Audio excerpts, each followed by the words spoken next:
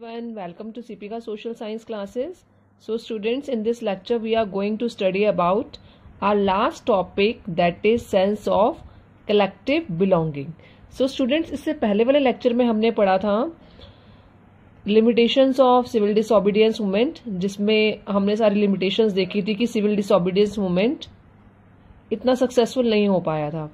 Major portion हम इस chapter का कवर कर चुके हैं, जैसे हमने किया है खिलाफत मूवमेंट हो गया और non cooperation movement, civil disobedience movement. हम ये चैप्टर मोस्टली कवर कर चुके हैं. ये हमारा लास्ट टॉपिक है इस चैप्टर का. अब हम देखते हैं, इतने सारी फाइट्स हमने लड़ी हैं, इस मूवमेंट में पार्टिसिपेट किया, डिफरेंट मूवमेंट में पार्टिसिपेट किया है.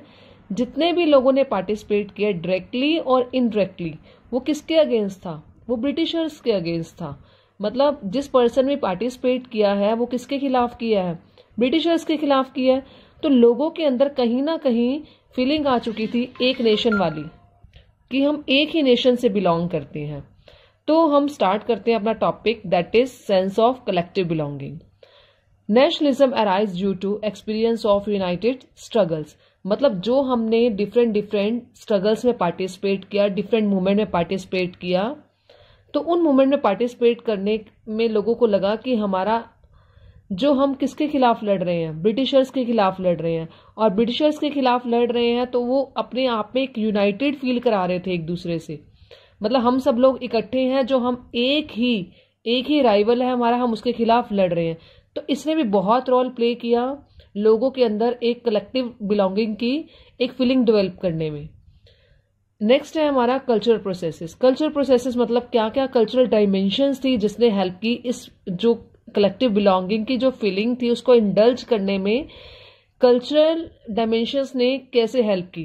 जैसे हिस्ट्री है, हिस्ट्री में all people belong to same history, हमारे इंडिया की हिस्ट्री है. उसमें लोगों को लगा भी हम एक ही हिस्ट्री से जुड़े हुए हैं, हम एक ही कंट्री से जुड़े हुए हैं, हमारा इतिहास एक है. फिक्शंस हो गई, हमारी कहानियां, फोकलोर्स, सॉन्ग, सिंबल्स सब एक जैसे हैं. हम एक कंट्री से बिलोंग करते हैं. हम चाहे हमारी कंट्री में डाइवर्सिटी है, पर हम हैं एक ही कंट्री का हिस्सा और हम एक दूसरे से जुड़े हुए हैं. इसने भी बहुत इंपॉर्टेंट रोल प्ले किया नेशनलिज्म की एक फीलिंग को डेवलप करने में. मैंने आपको नेशनलिज्म के बारे में पहले भी बताया था. नेशनलिज्म एक ऐसे फीलिंग है जो ये फील कराती है कि we are the part of a same country, और अपने ही कंट्री के लिए लव, अपने ही कंट्री के लिए प्राइड फील होना, ये नेशनलिज्म में इंक्लूड होता है. और अगर लोग अपनी कंट्री में रहते हैं और उनमें नेशनलिज्म की ये फीलिंग डेवलप हो जाती है, तो अपनी कंट्री के लिए वो कुछ भी करने के लिए तैयार हो जाते हैं. अब ये दो पॉइंट्स क्लियर हो गए आपको, यूनाइटेड स्ट्रगल और कल्चरल प्रोसेसेस. थर्ड है हमारा इमेज ऑफ भारत माता. अब हमारे जो लीडर्स थे, रेवोल्यूशनरीज थे, उन्होंने क्या किया था, एक भारत माता की इमेज डेवलप कर दी थी, ताकि जो हमारे इमोशंस हैं, हमारे जो फीलिंग्स हैं, वो एक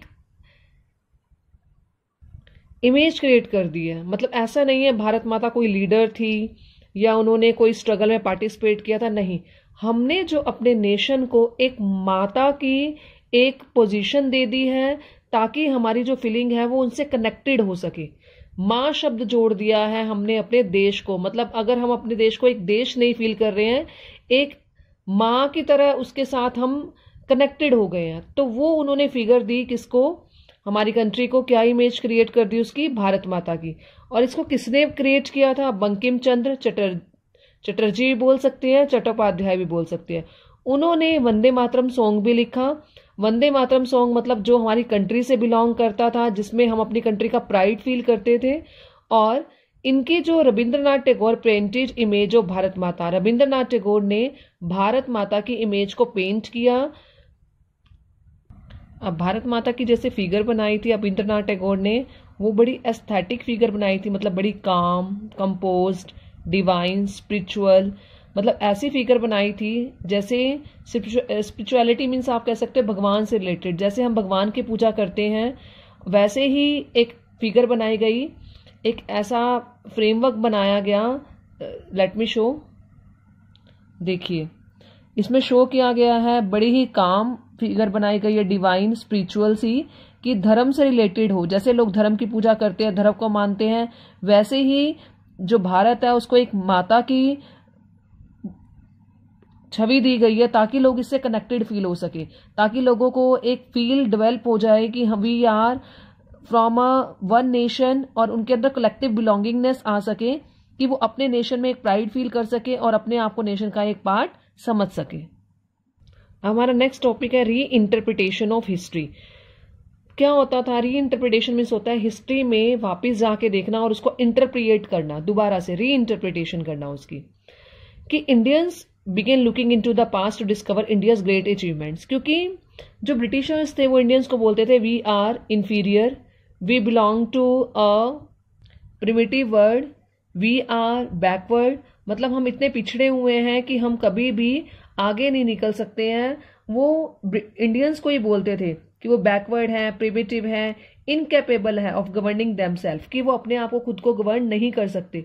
तो ये फीलिंग इंडियंस के अंदर कहीं ना कहीं उन्होंने इंडल्ज कर दी थी, जिसकी वजह से इंडियंस को फील होने लग गया था कि वी पीपल आर बैकवर्ड, और हम ऐसे देश का हिस्सा है जो कभी भी उभर के सामने नहीं आ सकता, जो कभी भी डेवलप नहीं हो सकता। तो उसके बाद दोबारा से nationalist historians urge the readers to take pride in India's great achievement in the past. उन्होंने अर्ज किया कि आप पास्ट में जाके खुद देखो कि हमारे इंडियाज ने क्या क्या अचीवमेंट किए हैं। आपको खुद प्राइड फील होने लगेगा कि ये अचीवमेंट दूसरे देश भी नहीं कर पाए थे, जो हमारे इंडिया ने ऐसी ऐसी अचीवमेंट की है।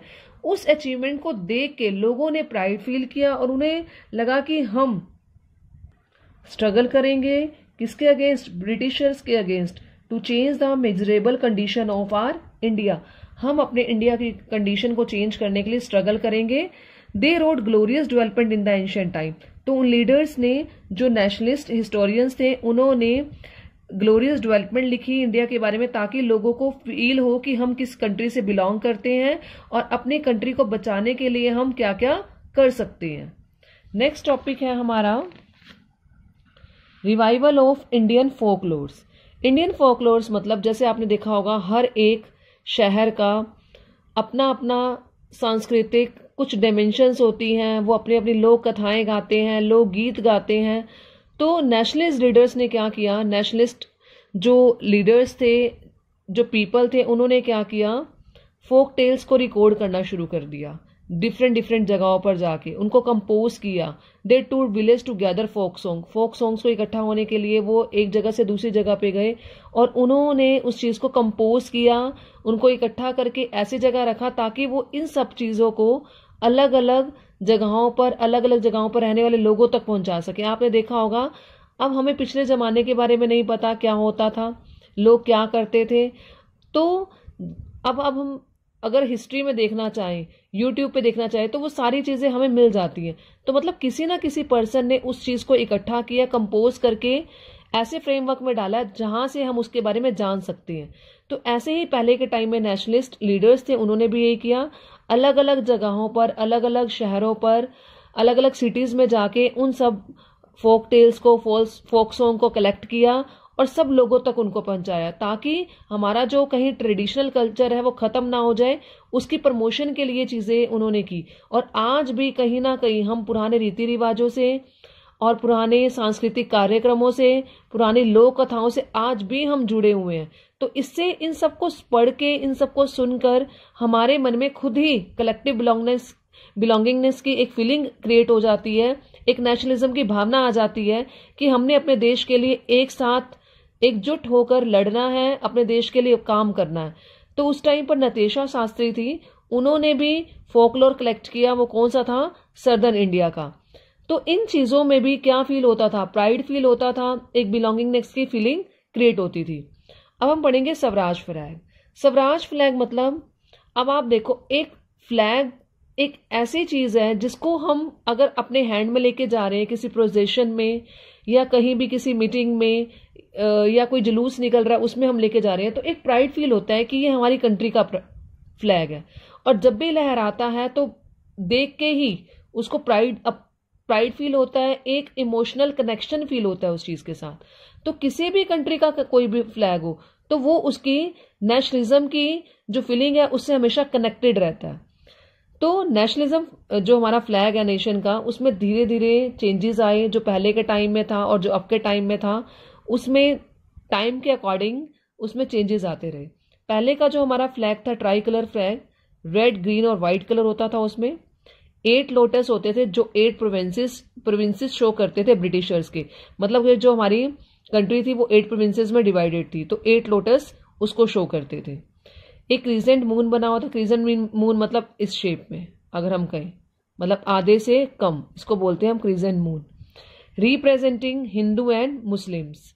गांधी जी प्रिपेयर्ड, फिर गांधी जी ने एक फ्लैग बनाया स्वराज का, ट्राई कलर मतलब 3 कलर्स का, in which white green and red, white colour था, ग्रीन कलर था और उसमें रेड कलर था, और उसके बीच में एक स्पिनिंग चरखा बना हुआ था। स्पिनिंग व्हील जो था, स्पिनिंग चरखा तो जो था वो किसको शो करता था? वो शो करता था सेल्फ रिलायंस को। सेल्फ रिलायंस मतलब होता है we people are independent, we are not dependent on anyone. Means जैसे चरखा है, चरखा से हम खुद सूती कपड़ा बनाते थे और अपने लिए काम करते थे, तो वो उस चीज को शो करता था, सेल्फ रिलायंस की चीज को। तो जो भी चीज मतलब धीरे धीरे एवोल्यूशन हुआ, धीरे धीरे चेंजेस हुए, और जो जो चीज इंक्लूड की गई हमारे उसमें नेशनल फ्लैग में, वो किसी ना किसी चीज को सिंबलाइज करती थी। और धीरे धीरे करके जो चेंजेस हुए, आज का नेशनल फ्लैग आपको पता है हम कौन कौन से कलर्स उसमें यूज करते हैं। तो walking with flag in procession was an indicator of disobedience towards the government. Means अगर हम अपना फ्लैग लेके चल रहे हैं तो अपने आप में प्राइड फील कराने वाली बात होती थी, अपने आप में एक कनेक्शन फील करने वाली बात होती थी कि हम कंट्री से कितने कनेक्टेड हैं। और जब भी हम प्रोसेशन में एक फ्लैग को लेके चलते हैं तो अपने आप ही वो फीलिंग इतनी ज्यादा इमर्ज हो जाती है कि लोग उसमें अपने आप को एक कंट्री का पार्ट समझने लग जाते हैं। वो एक दूसरे से अलग नहीं, सब मिलकर उस चीज में कंट्रीब्यूट करते हैं अपना। तो स्टूडेंट्स, हम इस लेक्चर में पढ़ा है कि सेंस ऑफ कलेक्टिव बिलोंगिंगनेस कैसे कैसे लोगों में कनेक्ट हुई through united struggle, cultural processes, image of Bharat Mata, reinterpretation of history, revival of Indian folklore and Swaraj flag.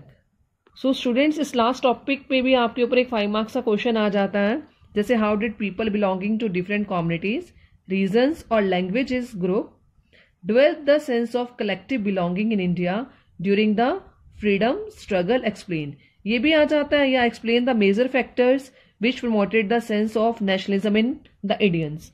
तो स्टूडेंट्स, ये आपका लास्ट टॉपिक था जो हो गया है, फिनिश हो गया आपका ये चैप्टर, और आपने इस चैप्टर को अच्छी तरह से रिवाइज करना है, कोई टॉपिक इसमें मिस नहीं करना।